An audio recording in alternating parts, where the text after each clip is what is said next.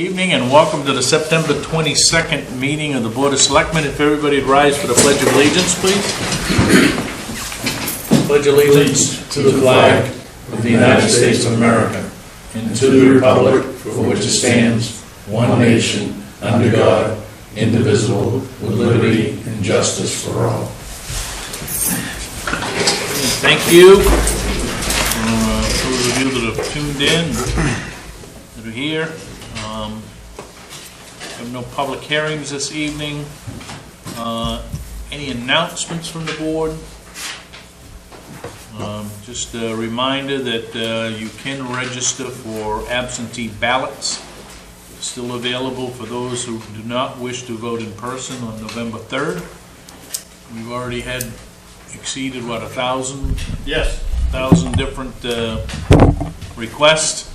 Those will be mailed out, and you will have to bring those, currently anyway, you'll have to bring those back. We do have a drop box that we'll be putting out in front of the entrance to the town office, and they have to be returned prior to the polls closing on November 3rd. So, although I understand that's for the moment that might be challenged, I guess. But anyway, so if you do not want to vote in person, just you can go onto the town website or the Secretary of State website and link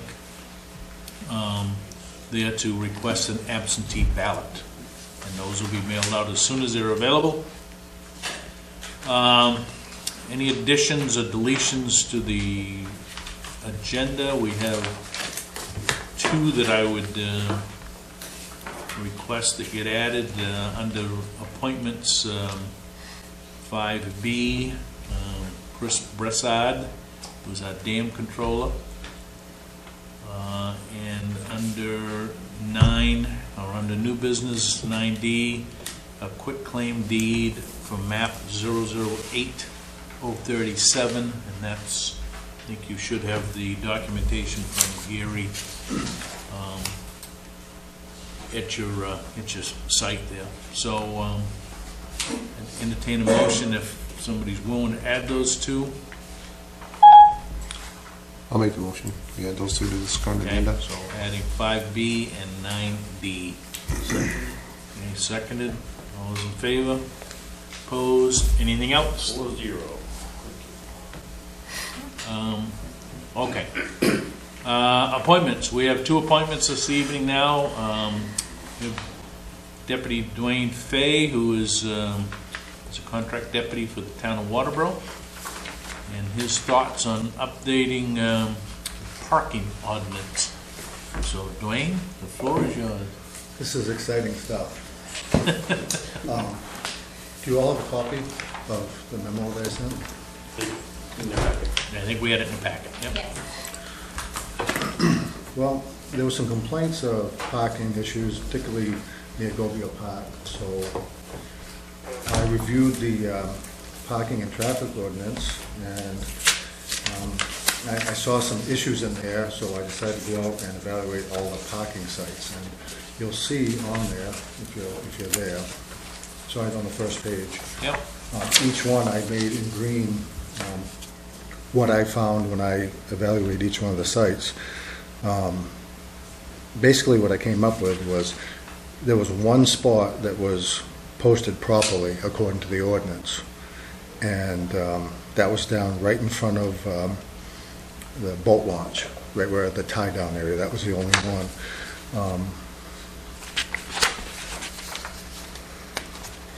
Really, there's a lot of areas that, I mean, if you want no parking there, the signage has to be replaced. As far as that goes, I actually contacted one of the state engineers and asked him about how signage is supposed to be displayed and such when it comes to this parking. And he didn't really have too much on it. He basically gave a height and how far off the road. But basically, what I got out of it was, where you want no parking to start, you put a sign. Where you want no parking to end, you put a sign. There's a list of my recommendations in the back. It wasn't recommendations. Some of them were ramblings, more or less. Just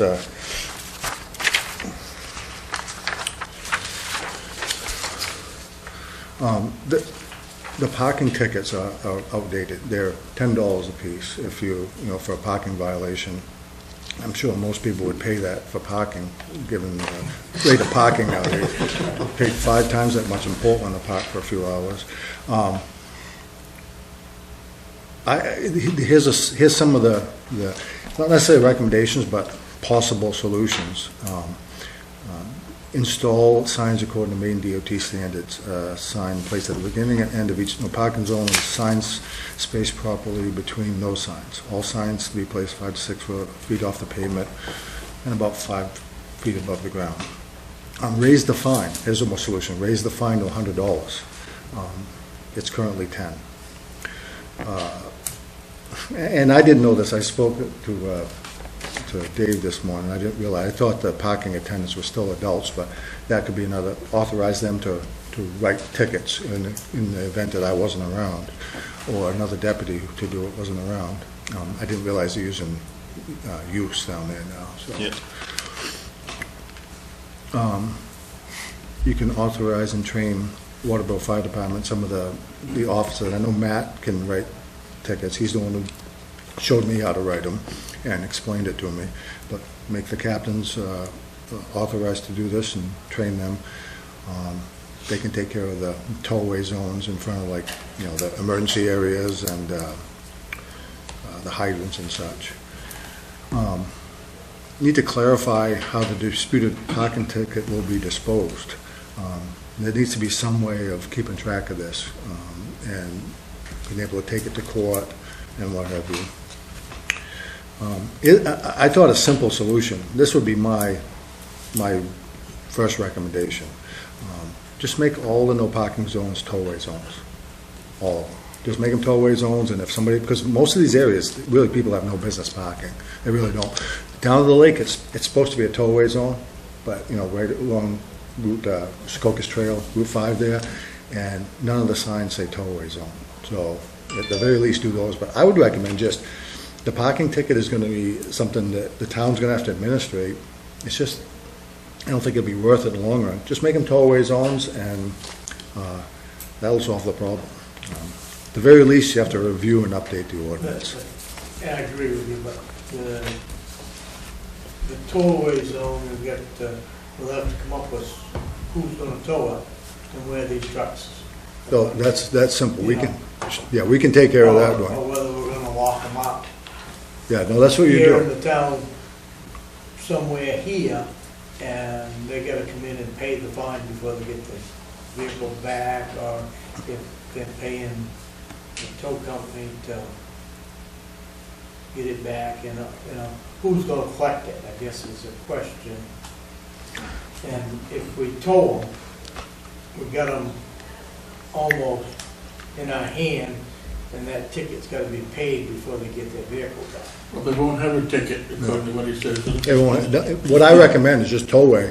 The towing provider will take it to their impound yard, and in order to get the vehicle back, they'll have to pay, what is it for a tow?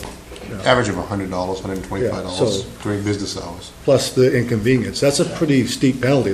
The town, this isn't going to be a moneymaker for Waterboro in any way, so I figured that would make it as easy as possible for Waterboro, and also, you know, the deputies who are, you know, just because it'll have to be a deputy, a fire department, I don't believe, or it has to be an authorized law enforcement officer to authorize a tow. That's a huge thing. I mean, you're taking somebody's property away, so. But you only got to do that once or twice. And word will get around. Yeah. The other thing you could do, well, I'm not going to go there. There's certain people around that would be good parking enforcers, but I'll leave that one to your imaginations. So the bottom line is the ordinance needs to be updated and modernized, and It does. It needs to be, and I'll help you in any way I can. Well, you guys must know collectively, all of you here, how many tow truck operators do we have in Waterboro? We must have 4 or 5, don't we?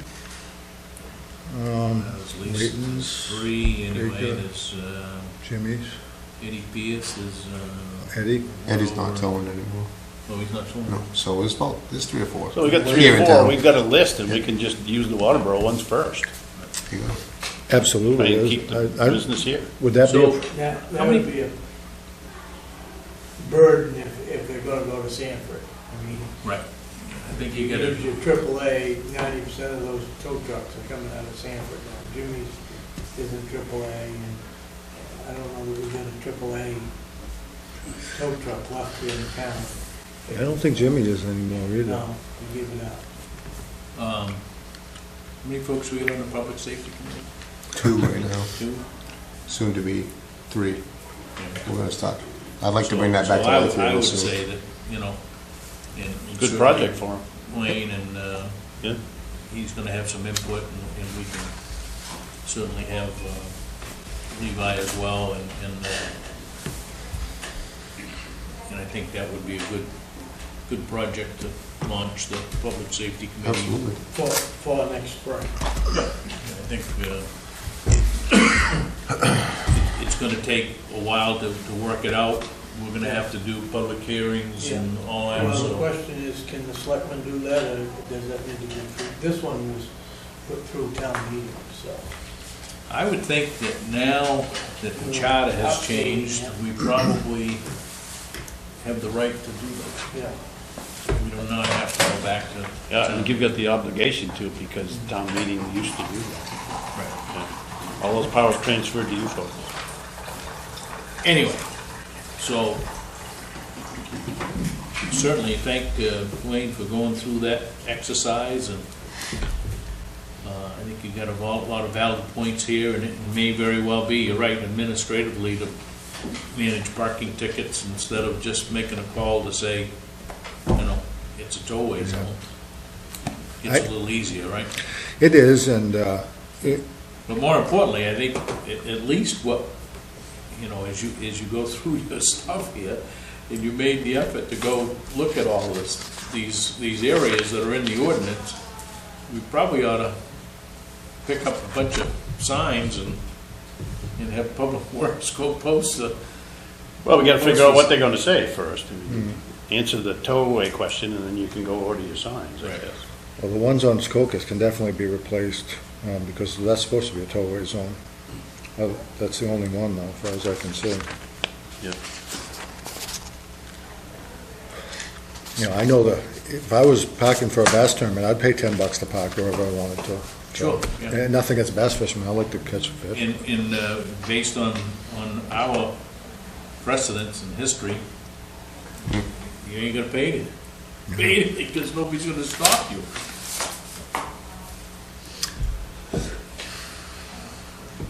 Any feedback, questions of Duane while he's here? I guess when it's convenient, by email or whatever else, give me all the tow truck operators that you know of in Waterboro. It'd be nice to have that list. You guys are fortunate enough to have the guy who takes care of the towing at York County Sheriff's Office on your Board of Selectmen now. Just saying. So I'll be consulting with him. Oh, very good. Tow truck, I know all of them That anyway. list exists already then. You guys are, the speed sign is having somewhat of an impact, but I think it probably needs to move around a little bit, and there's other, certainly when people are zipping down the road and it flashes, attention they're getter, going sure. 48 and a I think 30. it does work. I think, and we were talking, was I talking to you about it? No, maybe it was Matt. Maybe it was you. Talked to a lot of people today. Might be advantageous for the town to think about purchasing some that are permanently fixed. And you'd have to locate them properly, but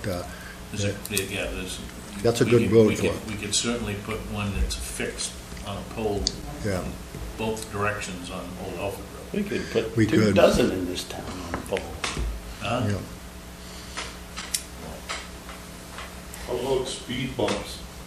I don't know. How's that- Whoa, how's this that coming work? from the Public Works How's that Director? work when you're plowing snow in the winter? No, I mean just in the summertime. The mats, Oh, yeah, the mats would be, They have removable speed bumps that, Yep. the old Alfred Road is the one that I had in mind most of all. You ever see a car going 55 miles an hour that hits a speed bump? Yeah. I bet they only do it once. Well, they might. I've always said that Old Alfred Road should be posted to no 3-axle trucks. Be posted for what? No 3-axle trucks. We tried Well, that. The reason we didn't a long time ago was because the state had control of it and they told us we couldn't. I'm not sure just how much control we have now. Well, even the roads that we have posted, there's no 3-axle trucks. We don't do anything about the fact that Well- there are 3-axle trucks traveling across them. Yeah, they do. There are 3 roads, I think it is, that we post that way. The signs disappear too. Yeah, they probably have. The one on Roberts Ridge Road. It has. Well, I don't know During if Ridge it's Road, I know the one coming from, on the hollow side is still there, but I'm The not sure one that. on this end is still there. It was We the, took it down while they were changing the hydrant and we put it back up. the one on the Townhouse Road one was the one that was, Is that was missing. taken a few times. Yeah. Matter of fact, I thought you reported it. All right, anything else for Duane? Thank you for coming in. That's it. Thank you. Keep, I was looking forward to this meeting. I haven't been to a selectmen's meeting for a while. keeping, There's a chair right there.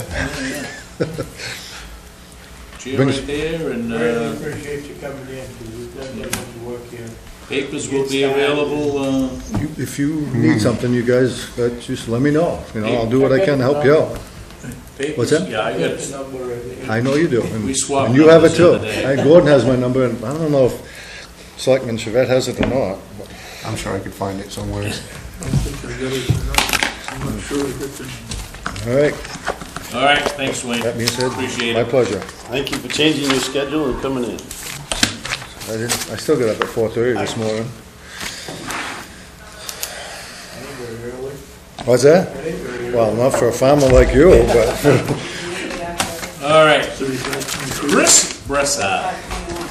yes. Chris, you can stand at the podium or sit in this warm chair. It's up to you. I'll sit. 22 or 21. All right. Have a good night, too. Thanks, Duane. And I'm not sorry. Thank you. Well, how you doing? This is my second year doing the dam. Did it pretty much myself. Things were going smooth around towards the end of June. We got a rainstorm of 3.5 inches, and within a couple of days I got it back. And then early July we had a tropical storm that was coming up, and they were forecasting 4 inches of rain. I said, "Yeah, I got this under control." So I dropped the lake, and the storm went west, and it drowned New Hampshire. Yep. So the lake was running 4.5 inches low on July 11th. And since then, we've had a total of 2 inches of rain. And with evaporation in this hot summer, it's still 4 inches low. I'm sure some of you guys got a few calls. I know that I got a call from Mr. Lamb and Mr. Abbott. That was a calculated error that I made that I don't think you'll see again. I think I'll wait for the rain and react instead of trying to pre-act. That being said, this is the big year. Every 5 years we drop the lake an extra foot, and we do it 2 weeks early. So I've put out on a couple Facebook pages, the town has it up. On the 1st, I'm going to open the gates all up and the relief valve, and I think probably, so that took about 3 days to, took me about 3 days to get 3 inches, so I imagine it'll be, probably a week we'll have it down. You're down 4 inches already, right? Yeah. So, and there's really no major rain in sight in certainly No. the next few weeks, anyway. I don't see any reason why it's not going to go down pretty quick. And then we keep it at that until the 1st, and I'll talk with Dawn on that. I guess we start closing it back on the 1st. I don't know how well that works with ice or whatever. Additionally, First of November. January. January. Yeah, we leave it low so that you can do any shoreland work if you've got permits. This summer, I'd spoke with the Public Works, and I think I mentioned it to to Gary that we do have to do some maintenance on it. Right now, as of last year, we had a lot of heavy rains, that enough washout happened so that the, what I call the east gate, I can only open at 80% because it stops because of sediment that is built up, needs to be dredged out on the side. And I think if we dredge it out and put some good riprap in it, that'll cure the problem. Additionally, what I found this year is the relief valve that we use has a steel box over it to kind of protect it in the event that somebody wanted to go swimming in the winter. They don't get sucked into that and drowned. When that valve is open, that steel box starts to concave. It still is functioning, but I don't imagine it's going to function long after I open it to lower the water. And I do need to open it to lower the water. I've had both gates open fully, and if we get rained, it's very hard to maintain that drawdown in the fall. You're talking that big ball, round hole in the front of Yeah, it? it's on the bottom. It's a 10-inch hole with a big gate valve, and there is a box that goes, that it's a heavy box that sits right against the dam, and it angles down, and it has some mesh on the top. That mesh is pretty well gone. The rest of the box is in good shape. I would suggest that we replace it with like a stainless steel box, no slant, and on the top, if we were to use, I don't know what it's called, but like on the tail step of a fire truck, you know, that tailboard that's got the diamond plate, but it's got the ridges so you don't slip. Yeah. If that's got holes, I think that'll let enough water in it, but it also gives, in the event that somebody did go in the water while that valve is being opened, they're going to be able to stand up and not get sucked down. Yeah. You know, That's probably something that, I think, they will test, design that. who designed it? Before we go changing the design of that box, probably, No, for water flow, you mean? yeah. If you that'll op- be run by an engineer, because we don't need to be changing the flow of that when we get an engineer. Well, we know several years ago when we decided to take it down even further because we did the work on the front, on the boat launch, that we actually physically cut a hole in the front of the dam. That's what That's he's got a talking plate about, on it, yeah. but that normally wouldn't get opened up because you use. No, the one side, like he's talking about, has a steel plate that is bolted. And I assume that you could remove that if it was some sort of Yeah, great if it was an emergency. emergency or something like that. The other side has a 10-inch gate valve that I have a giant 6-foot key to operate. Yeah. And in front of, so there's a 10-inch hole that protrudes to the bottom of the lake. And when I open that up, that water goes, that creates a good suction. There is just a wedge-shaped steel box with some mesh on the top. My point is, that was an engineered design, so before we go changing the design, because we think it's gonna work better, it should be run by an engineer to say that this is all right to do. Well, Sebago would have Yeah. all of those records, right? Yeah. Of the way that it was designed, so. If you open that, is that a ball valve? It's a gate valve, so Gate valve, so- as you You open it, open that it opens up. completely. Yep, How far down would the lake go compared to, very fast. As the hydraulics work. how far down? In other words, you don't use that to get down to 3 feet, No, I will to bring it down. but it would go more than that if you left that open continuously. They would get to a point where, I mean, it would take a long time, but they would get to a neutral point where the same amount of water The flowing in reason, is the out. reason we bored the big hole in the front of that dam is Didn't work. because that gate valve wouldn't take it down any further than the foot or 18 inches that we normally went down, and we had to take it down further than that. So when you get down to 3 feet, is the lake level down into that gate valve? No, It's above it? yes. Okay, so you could take it down another foot if you left that thing open for a long time. Yeah, what I'm telling you, Gary, is They've done back it. when we had to draw the water down further than the foot, Yep. it wouldn't go Spring with flow that is- gate, so that's why we bored the hole in the I front. see. Uh, Well, the point is that box is in poor shape, and after, a few weeks of me running it this fall, I expect it to be even worse shape. So we want to think if we're gonna be doing any work, dredging it out, maybe that'd be a good time while there's a machine there. Yeah, to get it out. Set that box down. Yeah. I'm fairly certain it'll just lift out. It's not attached to the dam, it's just by its weight. So I'm fairly certain that it can be pulled out easily, and there's another one set. I would think that must be pinned in there somehow. That's what I thought. I put a bar in there that moved right away from the dam without a problem. I didn't see anything that looked like it rusted off. Bolts are gone. Well, I looked and I didn't see anything that looked like it rusted off either. We had a lot of clear water days this year, and the But that lake would is be, very that would clear. be on record with Sebago. I mean, they're the ones that designed this thing and twice. Yep, well, we can look, Sebago Technics. They is made the it 6 outfit inches that has short. involved designing that structure, the whole structure. So it makes sense if we're gonna do maintenance on one side of that, and we have to have equipment there, that we have Sebago look at it at the same time. Yeah. And if it needs to be done, then it can be engineered, and I'm sure that you could express to them your idea of what you thought it would be, and I'm sure that, Yeah. you know, collaboratively, that we can come up with something that's functionally sound, plus, you know, protects the liability of the town, you know, in the event that We should also, were to happen. should also consider whether you want people on that dam fishing and swimming or not. And just the signage doesn't work and they disappear. You might want to consider a short fence that, you know, goes down an angle and a locked gate. I mean, I don't have the authority to kick people off. I tell them it's a dangerous place, shouldn't be here. Yeah. There used to be signs up there, and those have disappeared. And there used to be a fence. And realistically, those trees that are along that guardrail ought to be gone then.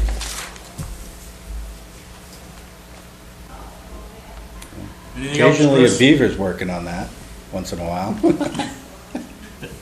I don't have anything else, just lake's gonna go down, it's gonna go down early, trying to get the word out, to get the boats out.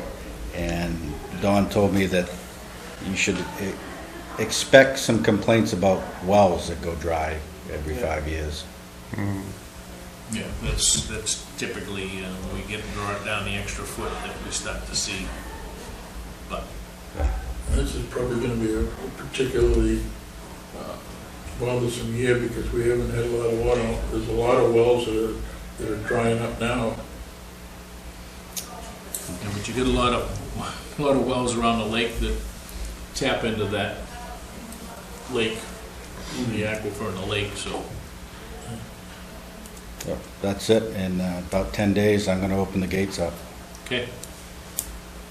While Yes, Chris is here, maybe one of the items on my report was this little bit of confusion Chris called me on in terms of boat launch closure. That boat launch closure is not at Goldbeal and not at Little Ossipee, it's at Lake Arrowhead. In fact, there's 2 up there being closed. It was in the reported correctly, but I guess there was some social media confusion, so the boat launch at Ossipee Lake is not being closed because of a water line project. To get that out to the public. tell me it's not so that there's social media confusion. I know, that's hard to believe. Imagine that. Nothing. That's where I put my information out. I don't know where else I'm supposed to put it out. The people that are taking boats out after this water goes down, the boat launch at Ostrey Lake, Mobile Park, with the people that have power loaded the boats at the end of that boat ramp is gonna have put a hole. And people need to know it before they back their trailer in and can't get it back out. They need to be very careful when that water goes down. It's not as bad as what it used to be because we extended those ramps back further, but still, it's always a problem.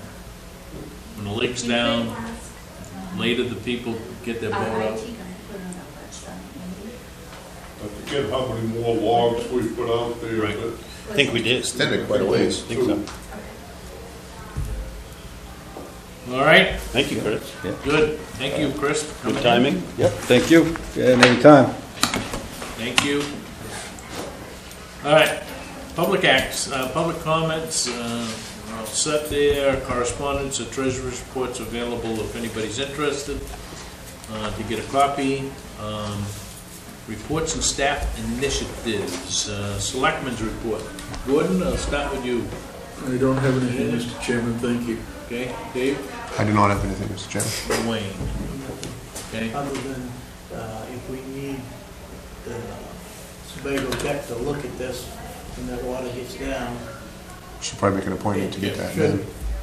we should get a hold of them and also, I don't know where the money's coming from, because we haven't got a lot, but we'll have to come up with it somewhere, yeah.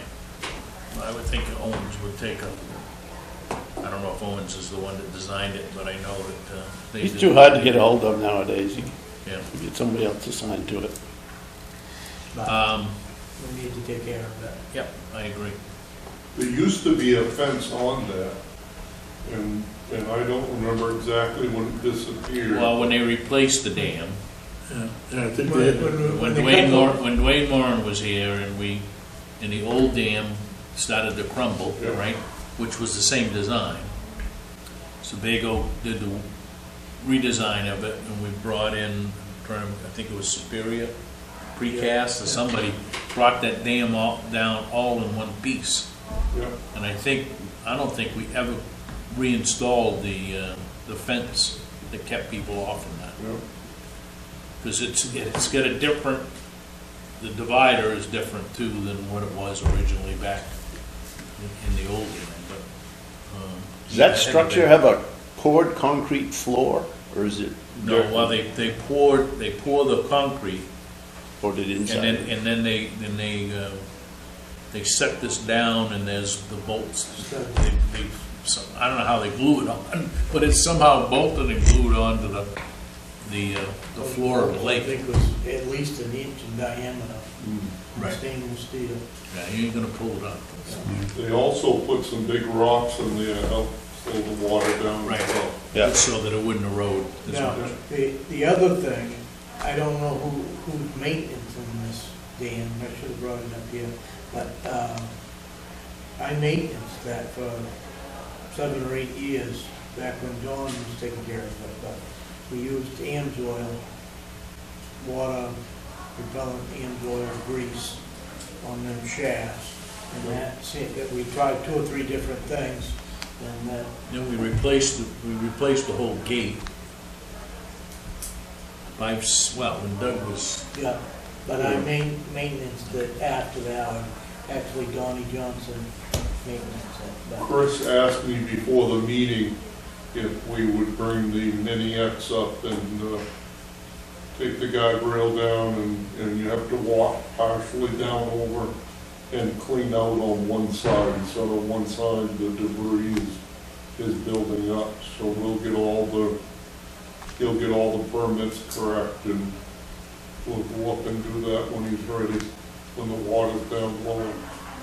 We did it once before when we first got that machine, and you have to bring the dirt up on the side of the slope and then come back up on the road to clean it out. okay, anything else on the dam? Attended the Eco Maine meeting the other day, which was Finance Committee and the Executive Board meeting. On January 1, the tipping fee increase that was proposed and approved for this this fiscal year, which got delayed for 6 months, will kick in. So we'll see a $2 and some odd cent increase on January 1st. MSW or recycle? MSW. Okay. $2.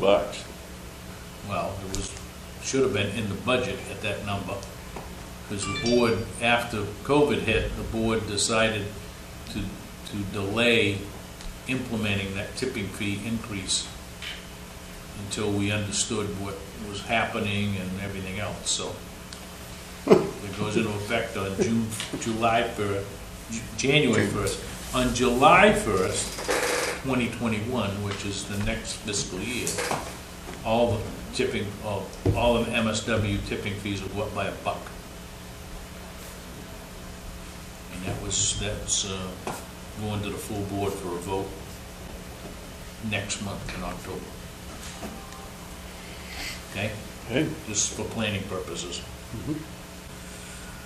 Okay, new business, vote on appointments to Conservation Commission and Cemetery Committees. You don't want me to talk tonight.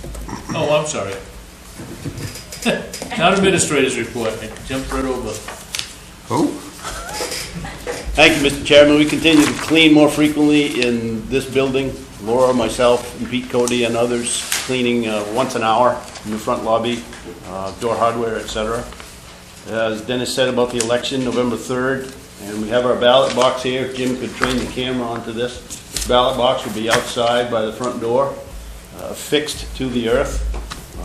Several cameras watching it, just so everybody knows. And I think Dennis mentioned we are just over 1,000 absentee ballot requests as of today. Duane raised a question, I think it was the last meeting or 2 meetings ago, about insurance liability. And MMA Risk Management told me that outdoor recreation has a good, strong main tort claim immunity, and that a complainant has to show real strong evidence of neglect on the town's part for them to succeed in court for a claim like that. And he said, as long as you continue to do what you're doing now in making sure that the organizations are insured with the town named as additionally insured, that you're properly covered for situations like that. We opened LED sign bids today. Matt and I did. We received 3, a little over $18,000, a little under $27,000, and a little over $27,000. And there was a lot of detail in those bids, and Matt's going to go through them and make sure we're comparing apples to apples, because we were not ready to make a call today in terms of which one we would pick. That low bid, we think, might not include the other sign above it that says Waterboro Fire Department. That bid came from Georgia. So Gary, it was before my time. What was budgeted for that? We budgeted $25,000 in the previous year. We went out to bid, and I think there was one sign bid that came in just under that, but we didn't have enough money to do everything we needed. So we rejected them all, went back in, and the previous budget, the budget we're in now had an additional 15.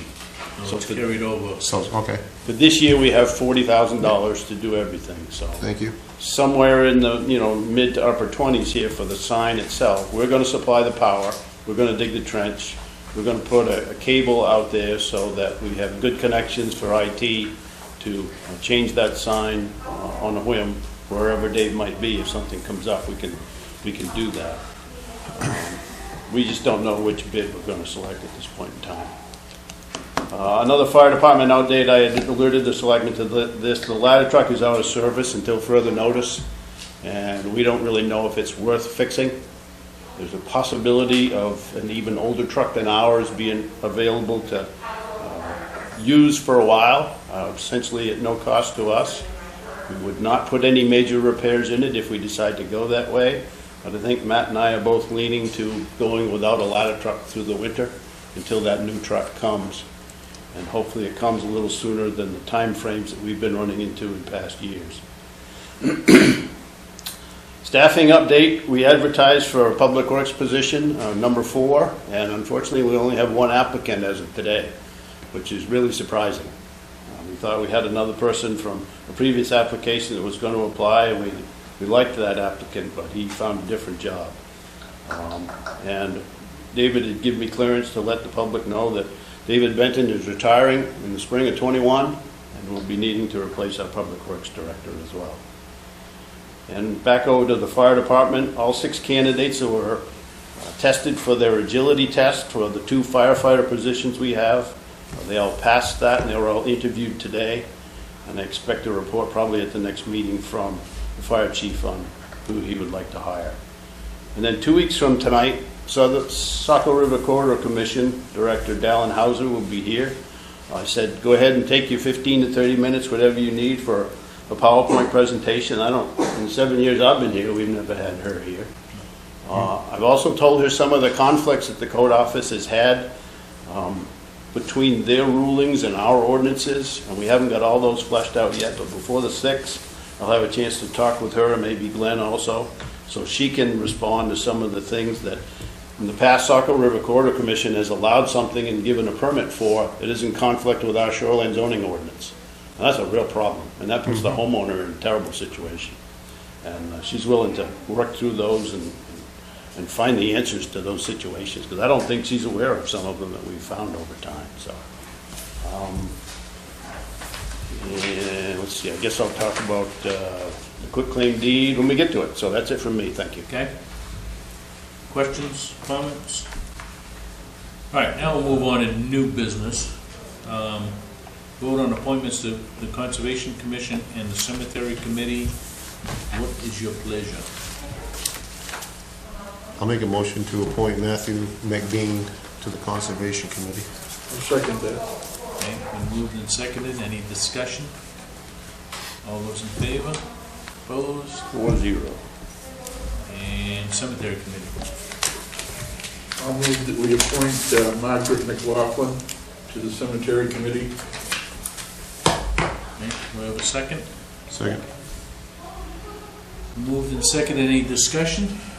All those in favor? Opposed? 4-0. 4-0. All right. Item B under new business, scheduled workshop to review current personnel policy.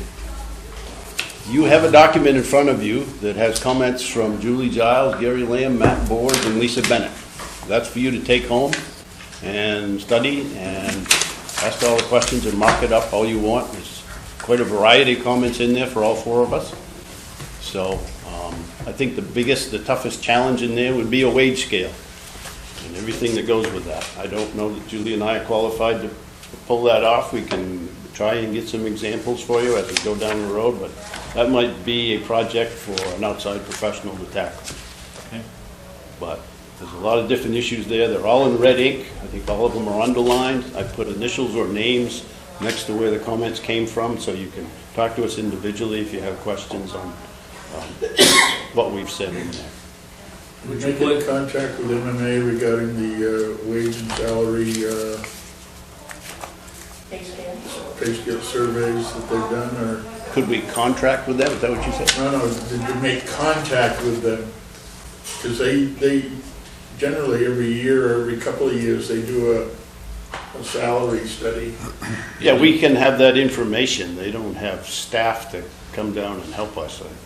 They just collect the data and put Yeah. together a spreadsheet, basically, right? Oh, But it's pretty easy to access. Yeah, For anybody that has, Yeah. as long as you get a password to get into MMA, Yeah. which is not hard. Anybody can register to get into that site. No, I asked Matt how many pay steps he was thinking in his mind for the fire department, and he was thinking 4 or 5. And I was thinking maybe upwards to 7, because if we get rid of this longevity bonus that we have, after 5 years you get another extra $13, after 7 years. 7 years, You get 13, and then 14 or 15 years you get another $13 a week. 12, and then 20. And then at 20 you get another 13. We can continue to do that if we want, but right now for vacation time, since I was the one that brought this idea up and Selectmen went along with it, but we got rid of the 5th week of vacation for people over 20 years of service. Instead of that, we pay people an extra $676 a year, $13 a week, and that was the trade-off. It's been suggested that if you're not going to give people that 5th week of vacation, then give that person an extra week's salary, not the set amount. Everybody, whether they're a lowly paid person, a lower paid person, or a department head, gets the same amount of money if you're over 20 years. We can have that discussion as we get into the details of that workshop. Yep. So, What's the desire to, October 13, how's that fit? Give you some time to really study this and mark it up yourself. For a workshop? for a workshop? I'm okay with that. So Tuesday night, the 13th, workshop. Everybody agreeable to that? 6 p.m.? Yep. I think we can do it 6. Okay. Thank you. Item C, review outdated equipment rental price list for outside contractors. I think we had a discussion, you and David and I, one day here, and David kept throwing his hands up in the air of, well, people won't work for what we'll pay them. And I said, well, that's up to you guys of what you pay them. So I would assume that you've gone out and looked at this thing that was approved in 2011 and have a recommendation of what you want to do. I'm not sure that we need to approve it, but. I think you should. Huh? I think you should. We're not ready tonight. We've got to, we'll give you this old one, maybe in 2 weeks. What we can do, David, is have this old one marked, previous, and then a brand new one. If you've got this document in front of you, you can see that there's gaps in the sizes of excavators, there's gaps in the sizes of loaders. I don't know enough about this to know if we need to fill all those gaps, but to me, just reading it, I would think we would want to. But certainly the rates here and the information he's collected from Dearborn and where else, David? Oakfield, Okay. Mr. Layton, all he had was a materials list for tonight, and she's gonna get the equipment list together. But they really are not interested in, at this time, renting their equipment out. That's why they didn't have the list. But, So you guys are gonna come back to the proposal, right? We'll give you a new one and an old one. Okay. Right. Any input before, we'll bring it back on the next agenda, which is gonna be the 6th. Yes. There's a problem there. I'm gonna be gone on the 6th, but we should be able to get together and you can present it. Considering I start back at work on the 5th, yeah, we can do that, sure. You can create the list in my absence with Laura, Okay, and she'll email it to me. okay. All right. Well, I'll be gone on the. Well, We can put this off another. Can we do it to the 20th? Default it to the 20th. Let's just do the That's not a 20th. problem if you want to Well, bring it. yeah, All right, so That we'll would bring make it more back on sense. the 20th. 20. okay. Yeah? I mean, we've lived with it for 9 years. What's One another more couple week, weeks? It's gonna make a big difference. All right? Everybody cool with that? All right. Quit claim deed, item D. Okay. 0837, lot 37. Have a new packet in front of you. Right at the top it says memo to the selectmen dated today. Yep. And this has been in the works on 329 Roberts Ridge Road. They owe us almost $20,000 in taxes. You have that in front of you? No, Yeah. probably have too many.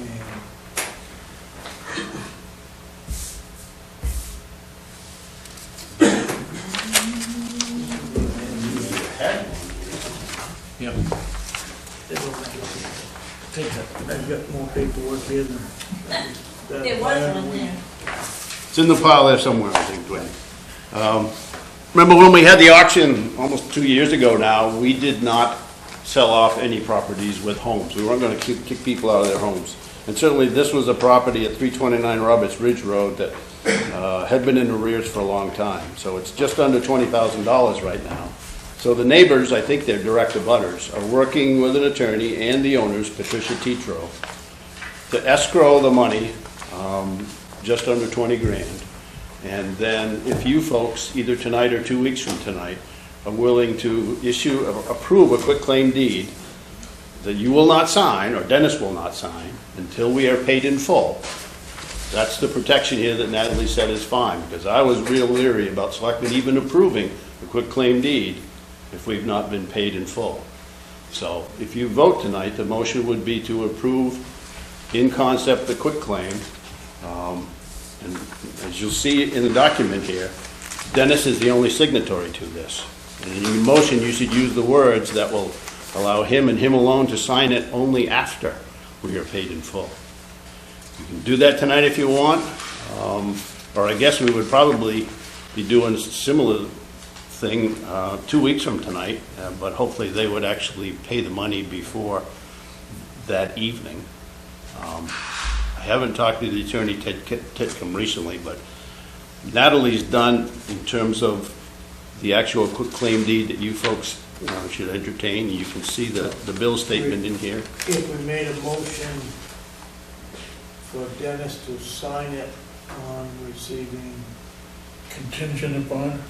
yeah, the cash, check, whatever it's gonna be. Yeah. But when we receive it, we ain't gotta wait 2 weeks to sign it. Dennis can sign, we can authorize Dennis to sign a quitclaim deed. Yes. That's what we should do. That gets us our money faster and takes care of this issue and gets one of those properties off the foreclosure list. This was the former fire chief's house, I believe, isn't it? I don't know.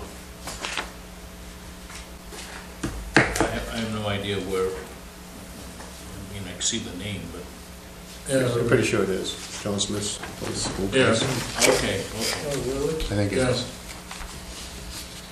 I think that, So that would be. Isn't that for his daughter? That would be his daughter. Yes, it was inherited, I didn't know that. huh? It was an inherited piece of property, I Yeah, didn't know that. That's what it is. Yeah. So don't bother me one way or the other. I mean, other than you can act on it tonight. If they pay, and we won't sign it until they pay, or we can say, we're gonna act on it on the 6th of October, and this gives you 2 weeks to. I don't see a need to table it till October. Well, that's why I changed the signature page with Natalie's blessing here to just Dennis, so that the board can vote. You can vote to approve the quitclaim deed contingent upon payment in full, and then Dennis is authorized to sign. And then you don't have to attend to this anymore. Can I ask a question? Dennis, can I ask a question? Sure. On a quitclaim deed, I'm seeing 3 things that are missing. The address to where to mail this to, the actual physical location of the piece of property, and are not on it. Well, the map and lot would be the actual. Yeah, but I'm just stating this is what we're taught through Maine Municipal, how to do this, because this doesn't say who I'm going to mail this copy back where it's going to. We don't have proof of that when we report it, where it was mailed. And it doesn't state the actual location of the property. Well, it's got the map and lot in here, Joey. The map and lot is, I think Okay, that doesn't, as Dennis said, that doesn't help much when you don't say the actual address. So, Isn't the address on here, 329 Roberts Ridge Road? but it's not on. It's not on the deed. That's what she It's said. not on the This is what- quitclaim deed, Yeah. okay. It's not recorded to when it goes to York County. Well, if we make a motion tonight to authorize the chair to sign that contingent upon full payment, we still have sufficient time to draw that document up so that it's worded appropriately as far as the location and everything. But, Gary said the lawyers did this, but this is just not what I've been trained by, how to do these. Well, we could add that verbiage prior to Dennis signing it. I would- Yeah, you can put it right in next to the map and lot. Correct. Yeah. I have this in Word, so. once it gets registered in Registry of Deeds, they're gonna register it, as map and lot, tax map 8 and lot 37. I'll And you're make gonna the put it in motion the book that and we- page, right? Approve the chair signing the quitclaim deed contingent upon the town receiving full payment of the tax arrears, as indicated, $20,000 apparently, and whatever change there might be, interest or whatever. 1997-83 is the number. Okay? Changes daily. Yeah. Yep. Seconded by, We have a second? I'll second that, but let's add the verbiage prior to, for the address. yes, sir. Okay. What fees are we talking about? Attorney's fees? No, the principal and interest. Interest. Interest Principal, changes interest, every day. Lien fees also that are somewhere in there. Yeah, it says back taxes, fees, and interest. But that changes daily, John. The interest does. Right. But what about fees? Attorney's fees, fees for recording it with the Registry of Deeds, or? There are some fees in there for liens that are built into some of those totals, I assume, every year. Your per diem shows down there at the bottom on the left, 2.8777 a day. That's for interest, That's your interest on the Yeah. first one. but that doesn't take into consideration the back taxes. Typically, when we clear a quitclaim deed, we don't charge attorney fees, right? We've not. It's not, there are no legal fees embedded in that. Okay, So it is only the so what fees Back then taxes, what fees then are we talking about? Lien fees that have fees. already been assessed. Just lien fees? Yeah. Okay. and those would be under what you identified in this spreadsheet as cost. Those are actually fees, right? Yes. Any other discussion? All those in favor? Opposed? 4-0. Thank you very much. All right, old business. Discuss the vote on M.R.S.A. membership clarification by elected officials. This was in your packet, it was Mary's note to us, September 9th.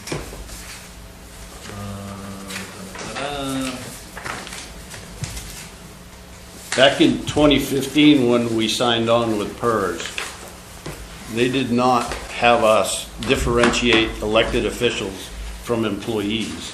And I guess they're saying that they should have done that at that time, because employees' retirement comes out of one pot of money, comes in and goes out of one pot of money, and elected officials then and now comes out of a different one. So their quality control folks, I guess, wanted to clean this up. And I think it was clearly the intent in 2015 that the board at that time wanted this to cover employees for 32 hours or more. We don't have to just do that. Duane's got some thoughts on this as well, and he called me. But we have to decide one way or the other whether or not we're going to include elected officials or not. They want that clarification. That's what this document does.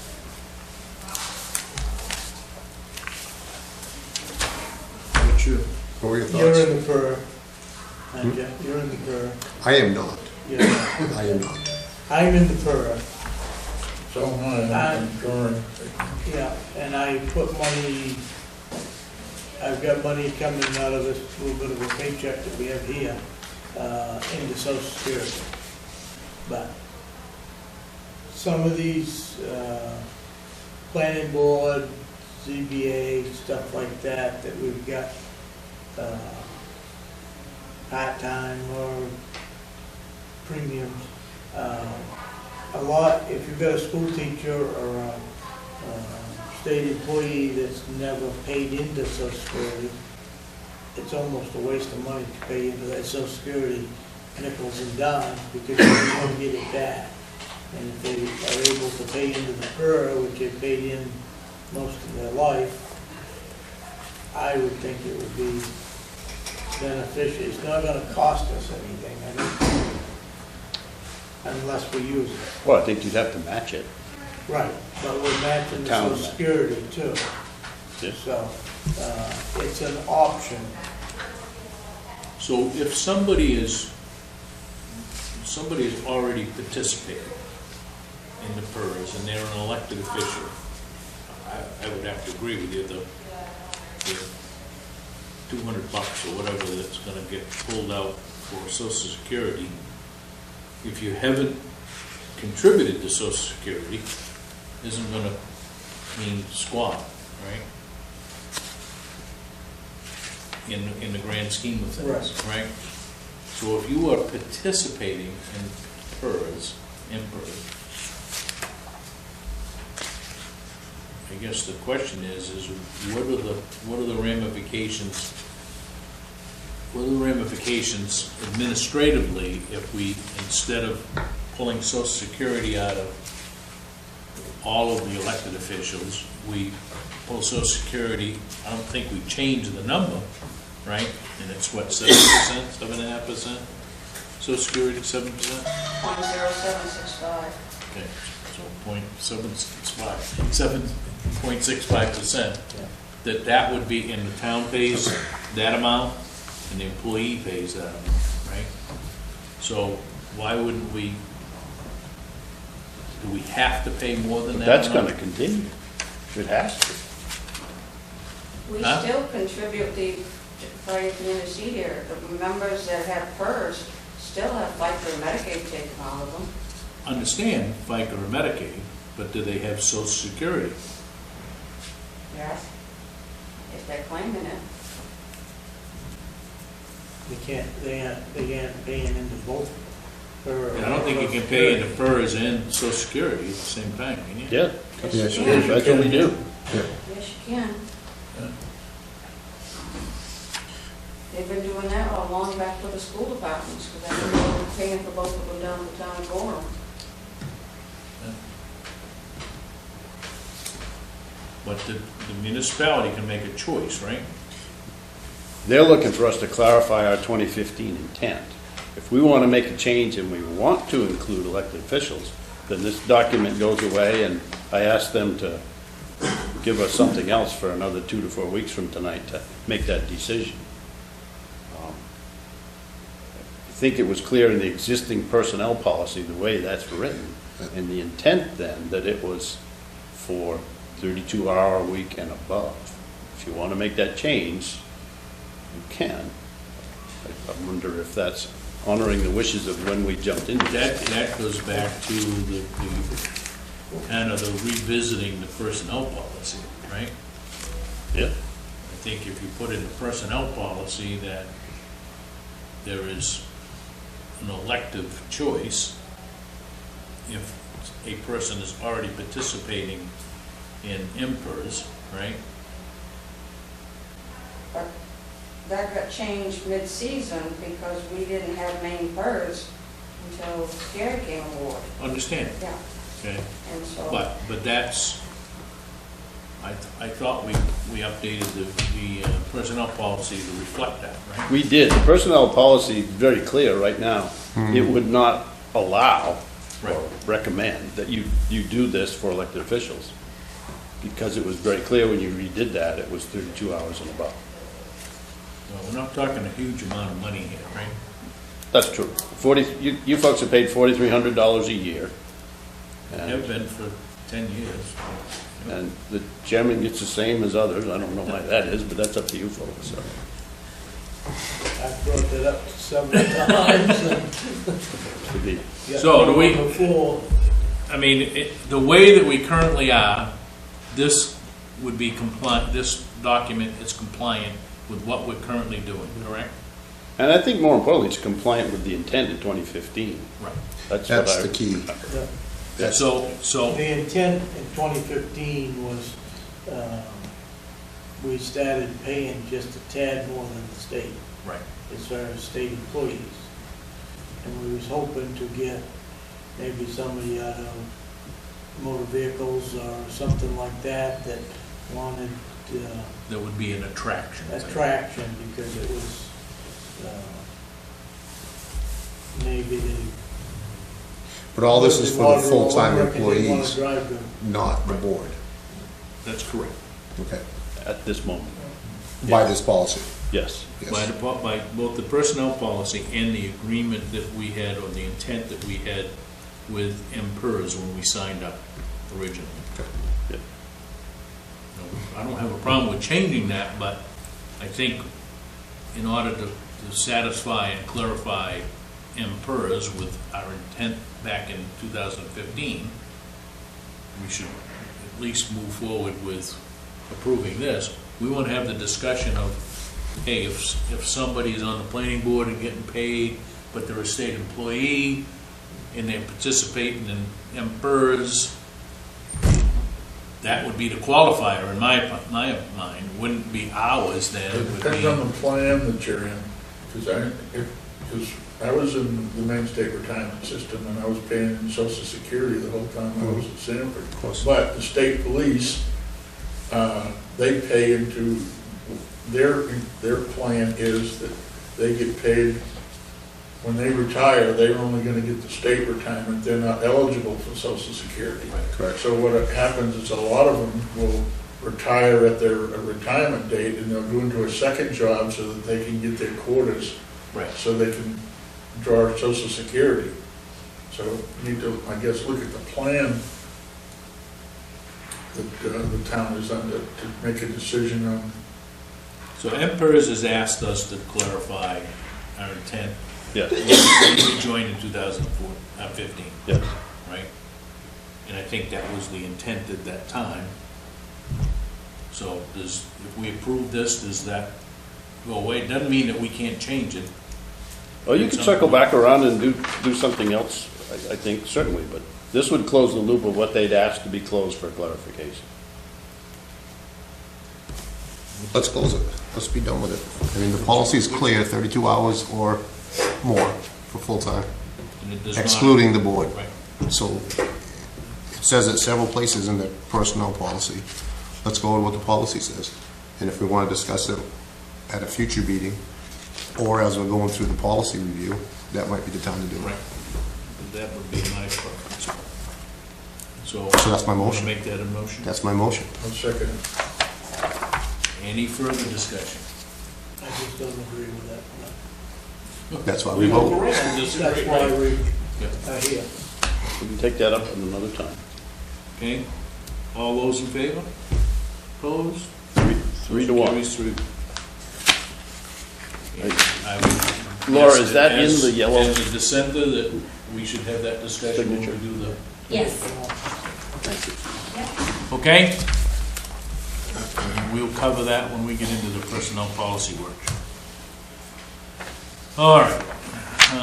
Update the draft on environmental report for the Bennett Hill Road property. I do see that we now have the phase 1. It's now a final report, right? Yeah, that came in this afternoon. I didn't expect it for tonight. I printed it off. I haven't digested it, but do you all have that in front of you? Yes. Yep. Wayne, you have that? Yeah, Yeah, I got it here somewhere. I sped read. It's on your hard right there. I got pictures. of it. Yeah. I sped read all the way through it. If you want to just, kind of an executive summary, look at this, go to page 23 in chapter 7. That's where the meat and potatoes are.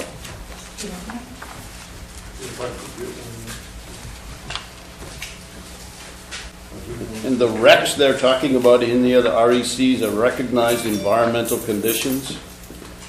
And there are no simple recognized environmental conditions. There are no controlled recognized environmental conditions or hazardous recognized environmental conditions. If you go to the bottom third of page 23, under 7.1, the adjacent property of the former Waterboro Patent Waste Lagoons, which is now the site of our salt shed. And you go over to the top of page 24, the geologist here in that last sentence does not consider the former lagoons to be a recognized environmental condition in connection with the Foglio site, which is what you want to hear. It's not an issue.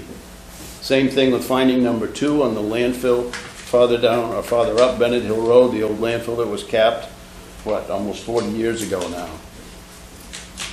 That particular site is not showing them anything at a phase 1 non-testing analysis that there's a recognized environmental condition that affects the Foglio site. Next finding number 3 is logging. Obviously they would not find any problems there either.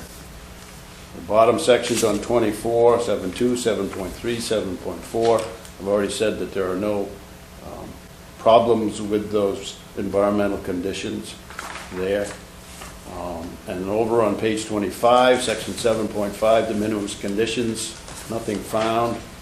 And under 7.6, no business environmental risks that warrant further discussion in this section. So essentially, the geologist and myself and Doug Sr. and one other person, walked the site, and the geologist in his Investigation didn't find anything there. I don't think that's any surprise to any of us. I think the decision with you folks is whether or not you're comfortable with, we have pretty good history. This report is 1,187 pages long now that came in today. It got actually longer than the last draft. I'm not printing that out. Because we know some bad things went into the lagoons starting in the 60s, from where the salt shed is. That stuff has been documented in a plume in the water table. Any gravel we take off of the Foglio property is going to be several feet above the water table. So it's up to you folks as to whether or not you're comfortable in just going with this phase one and no testing of gravel at all for pollutants. We don't have any indication, as far as we know, that anything was dumped on this Foglio land that would cause that gravel to be polluted. So we can go ahead and do a phase two test like we did where the salt shed sits now. It takes many months to do that. I think we pull the trigger and go here. I think there's some comfort in this, in moving forward in that direction, because the gravel we're taking is above the water table. And the concern I have when I was reading through this is there seems to be a little dispute on exactly how much acreage there is. Because one part of the report, I guess they're basing it on, what, 17 acres here? Yep. And a survey that Foglio had done shows it at, what, 28, 29 acres, something like that? It was right around 30. Right around 30 acres. So, before we commit, I would like to know a hard and fast acreage amount, because, coupled with this land swap is $100,000. And before I, would be comfortable, giving a thumbs up on this swap is, I want to make sure that $100,000 is well spent, so that. Well, I gave the survey that Charlie Brown had done to them after they wrote this draft. So he didn't have that at the time. He was using the tax maps. And I was looking for that. I guess it didn't print out. The aerial. I read it somewhere. Anyway, the difference is, if you look on our GIS now, the parcel line didn't go to the edge of the meadow. And when you go out there and walk the edge of the woods and the edge of that wetland meadow, you'll find 3 stones that are very old and very well marked, and they've got the letters stamped, pounded right into them. So the assessing map was inadequate. And I believe the Sebago Technic survey was accurate, and I think it was actually right around 30 acres. So TRC has that, and I don't think there's any dispute in terms of that amount of land would come to us. Boundaries were clear in the description. Typically, the assessing map is not very accurate, and it was not in this situation either. So we have a good survey. On the final report, if you look at on page 5, the site description, site location and legal description, approximately 38.1 acre site is located along Bennett Hill Road. I would guess that agrees with the Charlie Brown survey. And that's in section 2.1? 2.1. Page Okay. 5, yeah. Because my old version had 17.4. Well, this is. And you've got the new one. This is the So- new one dated September 11th. And that's the figure that should have been corrected, to Gordon's point.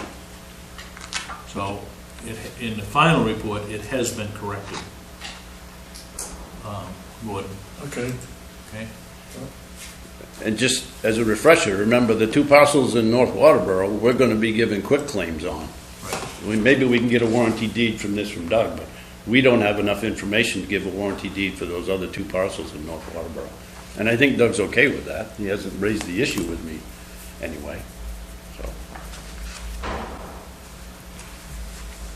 I think we move forward with What you got? processing it and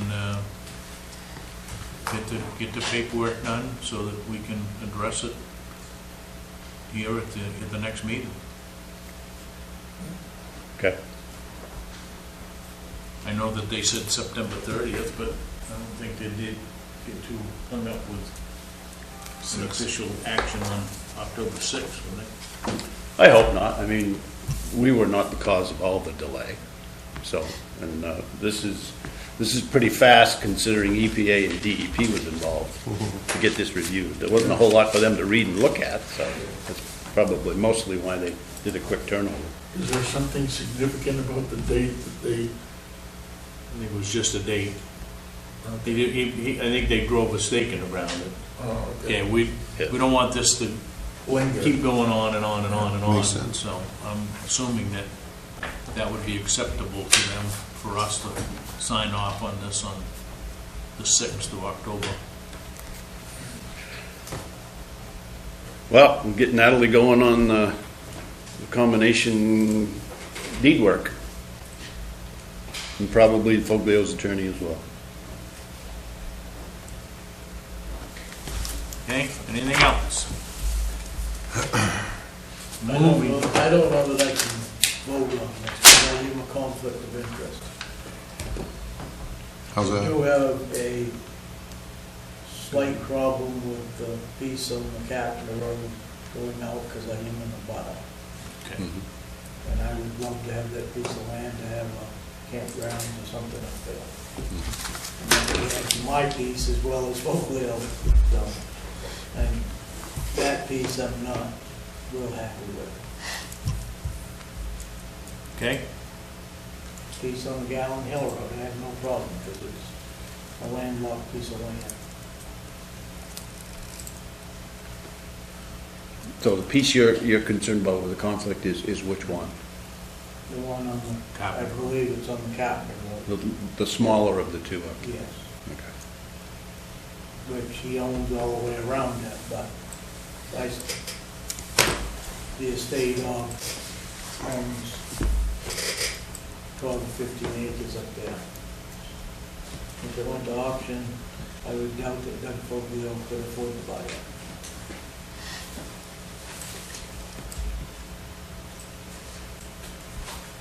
And I don't know why these lands haven't gone to public auction.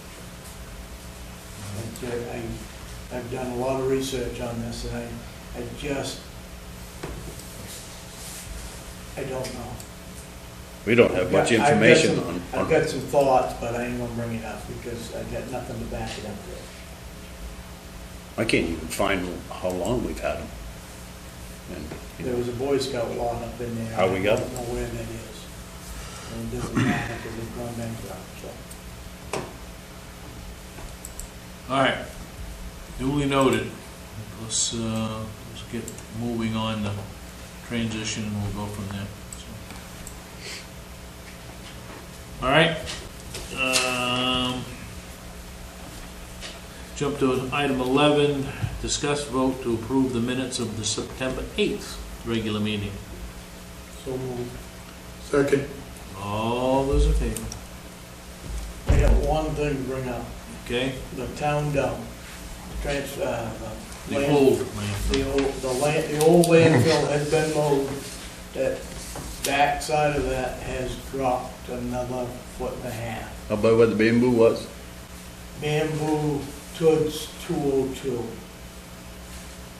There's quite a hole there, and I did get it mowed, but if it keeps dropping the way it is, I can't mow it.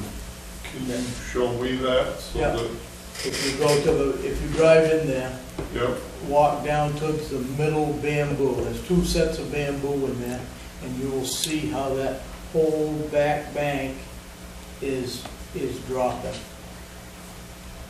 It's does probably anyone gonna- know if we have to Well, do I would anything think, legally to fill We- that in, or? we've filled it in before, Yep, several times.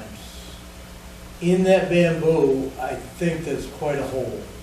There yep. was a year ago, and I mowed part of that bamboo, but I didn't dare to get a tractor in it and lose it. I will say that this has probably been one of the first years that I've not seen some livestock in there. Did you classify this as a public safety hazard? It's gonna be. Because then they think, Especially if anybody's up there sliding.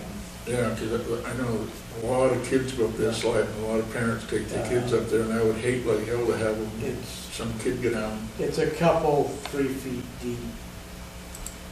That's a Right, problem. up and down. Yeah, we don't know how solid that is there. I mean, they could drop down that 3 feet and have Yeah. way enough that it pokes through, and they get better. Tractor didn't get down, so I don't think, it's caving because it's,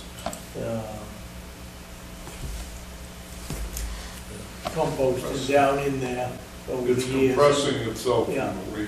Yeah, but, they probably will take 50 yards of material to make that smooth and workable. I did not mow the back to the upper side, back towards, Layton's trailer on the low side. I didn't mow that because I wasn't sure what was in there. As far as the bamboo and stuff. So brought it up last year, I'm not sure that we did anything, so we need to really kind of take a peek at it, and I don't know, trying to remember, I think it's even in this report that Sebago Techniques designed the cover of that old landfill. Yeah. Some engineer did, Yeah, that's for sure. so, Yeah. and I think it's referred to in this report, I'm not positive, but Somewhere in the 1100. somewhere that we could make a call to them to say, okay, do we just fill it in, or do we, I would guess the clay cap is gonna be still there, right? It's just Yeah, because there was sunken quite a in. bunch of dust when I was bailing, so the clay is still there, though. So I don't know, we're not gonna break through the clay cap, right? All we're doing is putting more on On top. top, so. right? We hope so, but David, we should find out if that should be clay or loam.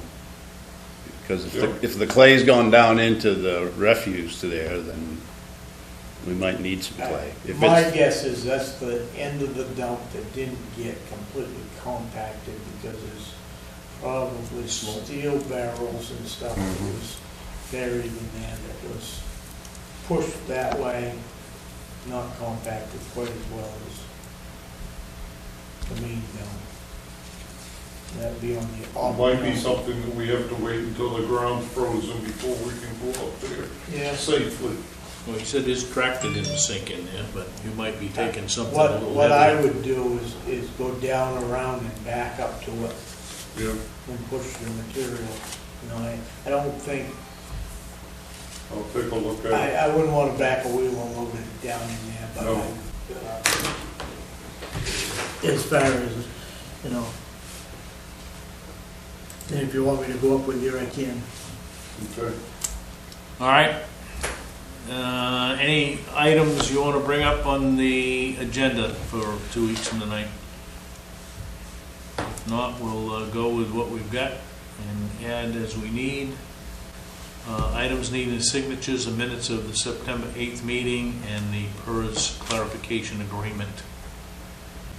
I'd like to revisit this item here 2 weeks from now, after they've had a chance to go out and You mean the landfill? the landfill issue, because winter's coming and there's gonna be kids going up there sliding and, So we'll put that on the status of the, I will say that I had just one tire up there that somebody was left, but I didn't have anywhere near the garbage that I had in the past. that's a good sign. Yes, it is. All right.